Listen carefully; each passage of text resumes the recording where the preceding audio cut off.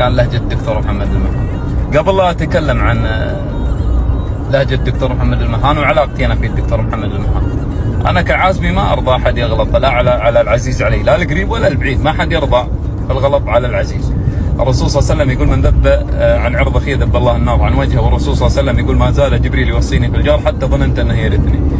محمد المهان الدكتور محمد أبو فيصل جار لي 30 سنة، بداية جده ذيب المهان اللي يقول عبد الله السالم يا ابو سالم عطنا سلاح حنا نكافح وانت ترتاح.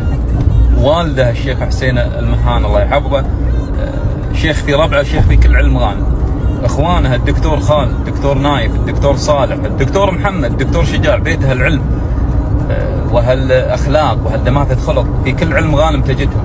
هم جيران وهالمسجد ما يمر فرض واحد الا تلقى احد من المهان في المسجد. فهذا الامر انك تتكلم على اشخاص وهذه الاخلاقيات ما لقى الا لهجتهم. اولا اللهجه تختلف في القبيله الوحده، تختلف اللهجه وتختلف اللهجه في الوطن الواحد. واللي يتنازل عن لهجته على اساس الظهور الاعلامي او اي ظهور يتنازل عن لهجته ولهجته، هذا منهزم ما في خير. محشوم عنها ابو فيصل ولا يتنازل عن لهجته الا اللي ما فيه خير. هذه لهجه محمد المهان.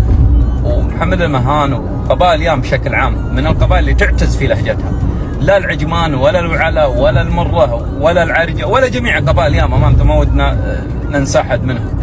من القبائل اللي تعتز في لهجتها وهذا طبيعي، واللي ما يعتز في لهجته ما في خير. لذلك تجد، وانا والله اقول الكلام هذا صادقا، يعني قبائل يام بشكل عام تجد فيهم الكرم والشجاعة وفصاحة اللسان، هذه تجدها فيهم. وحنا لما نتكلم العزيز علينا ما نرضى احد يغلط عليه في اي كلمه كانت ولا احد يخطئ عليه في كلمه.